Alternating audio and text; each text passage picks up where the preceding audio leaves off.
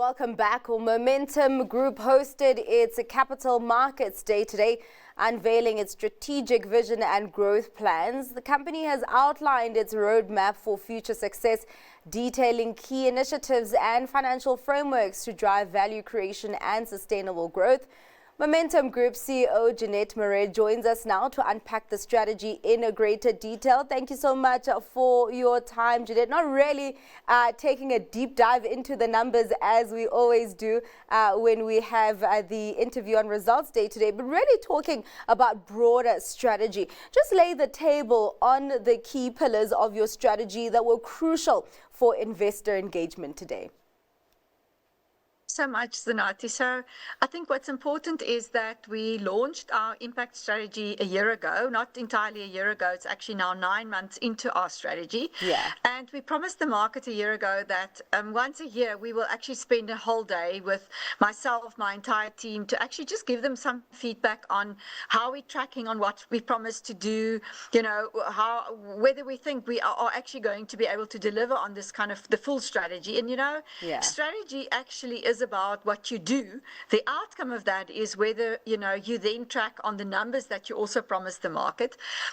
When we launched our impact strategy in July last year, we actually set ourselves some very, very ambitious financial targets. And what was fascinating is that the market didn't give us full credit. In fact, I think they told us that they thought we were too ambitious, and that probably in the kind of current circumstances in our economy and the geopolitical environment, they thought we were overly ambitious in terms of those targets. What was fascinating is that today I got a question from someone in the audience saying, so you are tracking so well on your delivery only 9 months into the strategy. Yeah. Are you going to now adjust your targets for 2027 upwards? So clearly where we are right now bodes well for our delivery. Your question really is about the strategy. I think 6 pillars for us, and I won't go through all 6, but what is important for us, and I think it's a growth area, so let me focus on that, is our absolute belief in the value of advice and face-to-face advice. And we believe that face-to-face advice is here to stay. We believe that the more digital the world is, the more clients will need a human being to help them make sure that they've got plans and that they stay on track with the plan. So we've got some very ambitious and aggressive plans to invest in advice, to grow our advice footprint, face-to-face advice footprint. So that's one aspect of our strategy. And then I think we spend quite a bit of time on our capital deployment and capital management. Yeah. And really what that is about is the fact that as a group, we generate a lot of excess capital. And, you can just return that to your shareholders through dividends and through share buybacks that we have been doing. But also, I think there were a lot of interesting questions about how can you apply some of that to also create growth in your group? How can you reinvest that money for growth?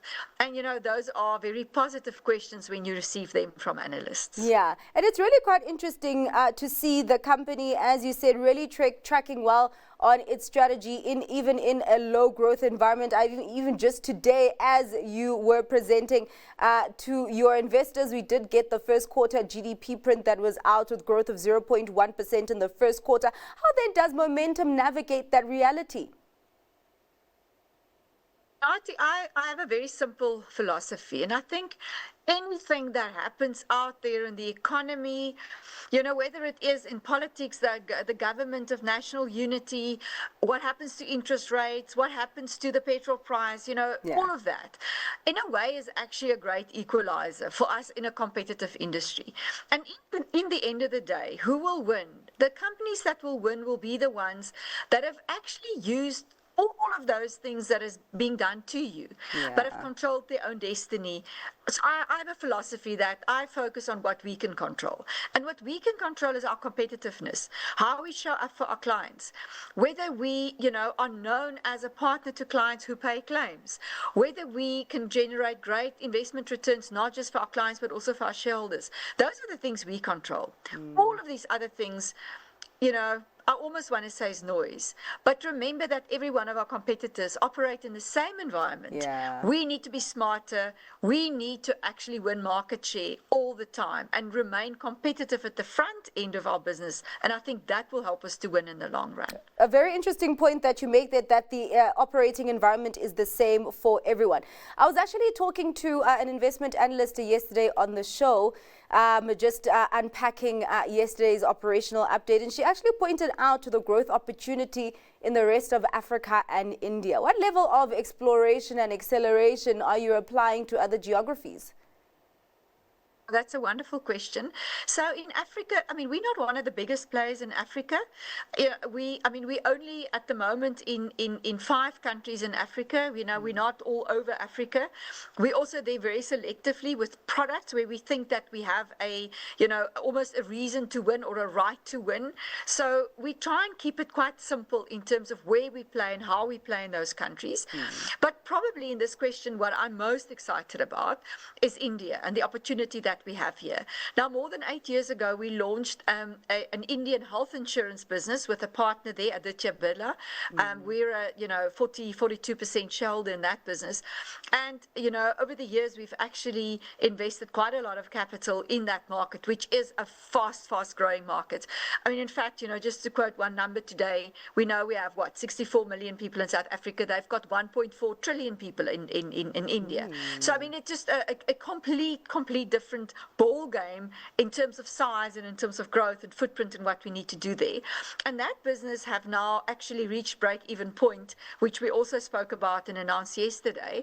And that really just puts you in a very different position. So it says that, you've proven your concept, you've got a great product, you've actually got great distribution. Now what are we going to do from there? So the Indian market, in partnership with our local partner there, Aditya Birla, actually offers us some very interesting other concepts that we are, exploring at the moment. One of which is Guard Risk, one of our businesses, have the opportunity to take the sole captive market or insurance option or concept into the Indian market. And it's a completely unexplored market for us. But with the right partner and with an exportable capability, something that is unique, we believe that is a killer combination to actually grow into other areas, to maybe also just, relieve the exposure that we have to just one country and one economy. Well, Jeanette, we could talk for an hour, but of course, as we always do, we'll catch up on results day. We do have to wrap up the conversation there. Thank you so much for giving us a snippet of the investor engagement that took place today. That was Momentum Group CEO Jeanette Marais.